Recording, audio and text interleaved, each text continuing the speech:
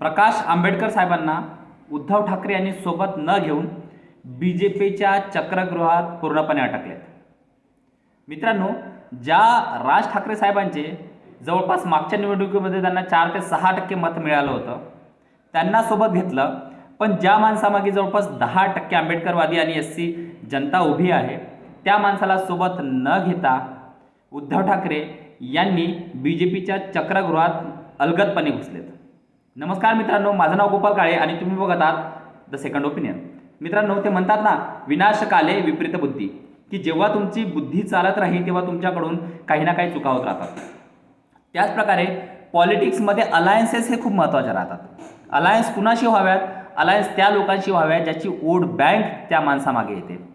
मायावती उत्तर प्रदेशमध्ये असेल, त्यांच्या मागे एक फिक्स वोट बँक आहे। ती वोट बँक त्यांना वेगवेगळ्या राज्यामध्ये सुद्धा मदत करून देते। असदुद्दीन ओवैसी असतील, त्यांची सुद्धा एक फिक्स वोट बँक आहे, त्यांना तिथे मिळते। तसेच काही लोकांच्या फिक्स वोट बँक आहेत, त्यांच्या नावावरती, त्यांच्या चेहऱ्यावरती समाज त्यांच्या मागे जातो। त्यातलंच एक नाव म्हणजे बाळासाहेब आंबेडकर।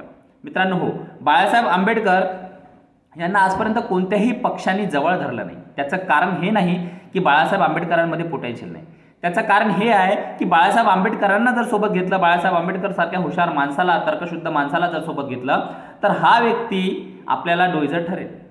होय, डोईजड कसा? आजपर्यंत काँग्रेसची सवय काय आहे मित्रांनो, तर SC समाजाचं मत घ्यायचं, पण कुठल्याही SC, दलित, वंचित, पिछडा, अतिपिछडा या समाजाच्या माणसाला मोठं न होऊ देणं, हेच काँग्रेसचं राजकारण आहे। बाबासाहेब आंबेडकर यांच्यावरती जर कोणी अत्याचार केला असेल तर ती काँग्रेस पक्ष। काँग्रेस पक्षाने बाबासाहेबांना पाडण्याचं काम केलं आणि शेवटची पार्लमेंटची स्पीच सुद्धा, रेजिग्नेशन स्पीच सुद्धा देऊ दिली नाही, इथपर्यंत अपमान या महामानवाचा केला। तीच काँग्रेसने SC समाजाच्या कोणत्याच नेत्याला मोठं होऊ दिलं नाही। आता म्हणतात की आमचा अध्यक्ष हा SC समाजाचा आहे, खरगे। आता खरगेंचं चालतं किती? खरगेंना जर कोणी प्रश्न विचारला की साहेब हे कर्नाटकात काय होईल, तर हायकमांड ठरवेल। अरे हायकमांड कुठलं बाबा? तूच काँग्रेसचा प्रेसिडेंट आहे, कुठलं हायकमांड धरून बसलेत? तर अशा ठिकाणी मोहरा न होता स्वतःची विचारसरणी, स्वतंत्र विचारसरणी असलेला, तर्कशुद्ध पद्धतीने बोलणारा, संविधानाची जाणीव असलेला नेता म्हणजे बाळासाहेब आंबेडकर।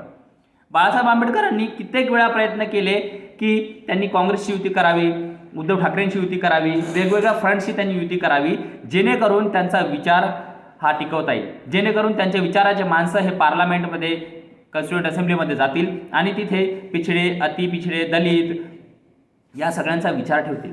पण मित्रांनो, कोणत्याही पार्टीने, ज्या पार्टी दलित, पिछडे, अतिपिछडे यांची गोष्ट करते, जातीच्या गोष्टी करते, त्या काँग्रेस पार्टीने किंवा अजून कुठल्या पार्टीने बाळासाहेबांना कधी जवळ धरलं नाही।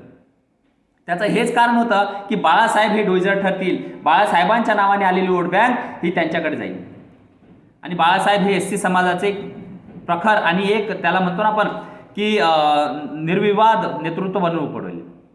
आज आपण गोष्ट करत आहोत मुंबई महानगरपालिकेची, की कशा प्रकारे उद्धव ठाकरे यांनी अपॉर्च्युनिटी मिस केली।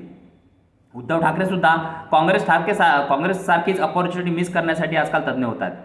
वाघ, ढेकणं, वाघनखे, तलवार, मर्द, मिंदे हे शब्द तर उद्धव साहेबांचे असतात, पण त्याच्या व्यतिरिक्त थोडंसं त्यांनी अर्थमॅटिक जरी बघितलं असतं, अर्थमॅटिकपेक्षा ते म्हणतात ना मित्रांनो, राजकारणामध्ये बीजगणित हे खूप महत्त्वाचं असतं। A + B + C = काही, म्हणजे A ची किंमत, B ची किंमत, C ची किंमत हे ठरवून तुमची व्हॅल्यू निघते। तर ती व्हॅल्यू राजकारणात जर ॲड करायची होती तर बाळासाहेब आंबेडकरांना उद्धव ठाकरे यांना सोबत घेणं गरजेचं होतं।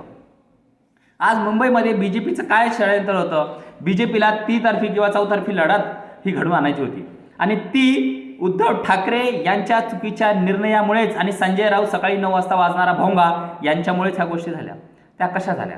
मित्रांनो, तुम्हाला माहिती आहे की आज महाराष्ट्रातला मुसलमान हा उद्धव ठाकरे यांच्या मागे उभे आहे। ते राशीद मामू वगैरे तुम्ही बघितलं असेल की ते उद्धव ठाकरेच्या पार्टीशी जॉईन झाले आणि उद्धव ठाकरे यांनी स्वतः त्यांच्या हातामध्ये शिवबंधन बांधलं। आता ते शिवबंधन वगैरे काय आहे ते सोडू आपण, पण सांगण्यास तात्पर्य हे की राज ठाकरे यांना तुम्ही जवळ घेतलं, ते 4% मतदान तर तुमच्याकडे आलं, पण जे हिंदी लोक 4% किंवा 6% तुम्हाला मतदान करत होते ते BJPकडे गेले।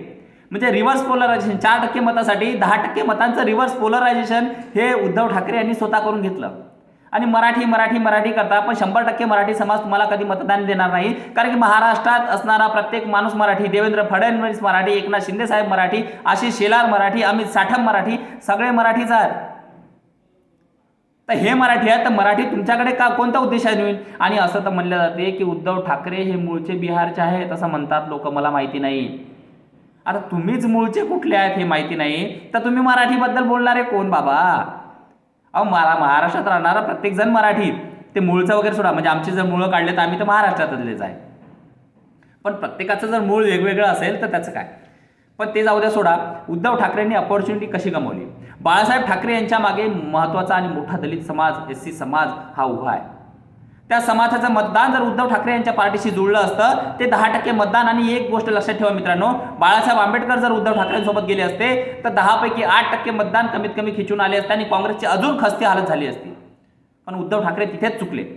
आज मोठा आंबेडकरी समाज असेल, SC समाज असेल, पिछडा असेल, वंचित असेल, तो बाळासाहेबांकडे बघून बाळासाहेबांसोबत जाईल, काँग्रेससोबत जाईल. त्याचं नुकसान हे काँग्रेसलाच होईल, त्याचं नुकसान हे उद्धव ठाकरेलाच होईल. जिथे जिथे मुसलमान कॅन्डिडेट्स बाळासाहेब आंबेडकरांचे असेल किंवा काँग्रेसचे असेल ते मजबूत असेल, तिथे तिथे मुसलमान त्यांना मत करेल. जिथे अबू आझमीचे उमेदवार मजबूत असेल तिथे अबू आझमीच्या मतदाराला उमेदवारीला मत करेल. जिथे OWCचा कॅन्डिडेट मजबूत असेल तिथे तिथे OWCच्या कॅन्डिडेटला मत करेल. तर तुमच्याचं उरलं काय? राज ठाकरे यांना सोबत घेऊन तुम्हाला वाटलं की खूप मोठं मी काहीतरी केलं. अहो, भावनिक मुद्दा गाजवणं आणि जे पेड मीडिया आहे किंवा जे लोकांना तुम्ही विकत घेऊन ठेवलं आहे ते तुमचं गुणगान वाजवतात. ठाकरे एकत्र आले, ठाकरे एकत्र आले, ठाकरे एकत्र आले. -A +A एकत्र आले, व्हॅल्यू काय निघेल हे तुम्ही ठरवा. तर बाळासाहेबांना सोबत न घेण्याचा निर्णय उद्धव ठाकरेंचा सगळ्यात मोठा चुकीचा निर्णय आहे मित्रांनो. तुमचं मत काय हे सांगा आणि प्लीज माझ्या चॅनलला लाईक, शेअर आणि सबस्क्राईब करा. धन्यवाद.